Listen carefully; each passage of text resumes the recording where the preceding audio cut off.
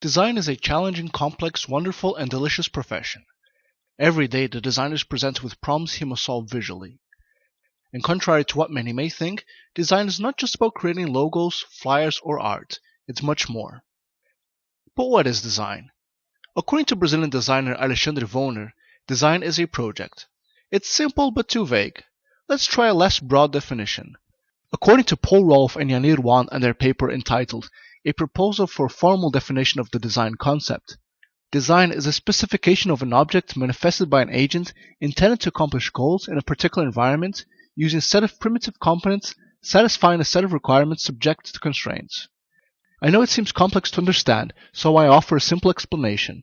Design is a way to communicate an idea or concept using design processes, elements, and principles. Of course, this brings more questions. What is a design process, element, or principle?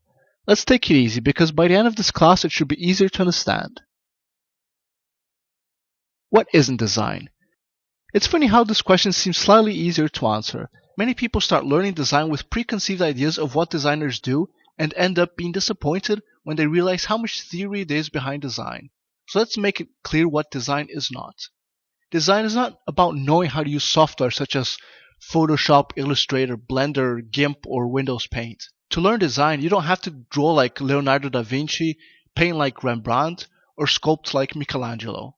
Designers don't necessarily spend ridiculous amounts of hours in front of a computer, and ideally, he'll only use the computer for the final stages of his work.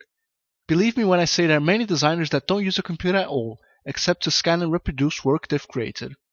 If you create a logo for some company without going through a process beforehand, it means you haven't done design. Design must have a meaning, and it must communicate something. Cake design and hair design aren't design in the real sense of the word, because it isn't communicating anything. There's no project, there's no reason. Design must communicate a message. If it doesn't, it's art. Which brings us to the next question. Is design art? The most straightforward answer is no, but allow me to expand on the subject. Art must be interpreted, design should not be. But what does this mean? When you see a painting, it will provoke an emotion, a feeling, or an image.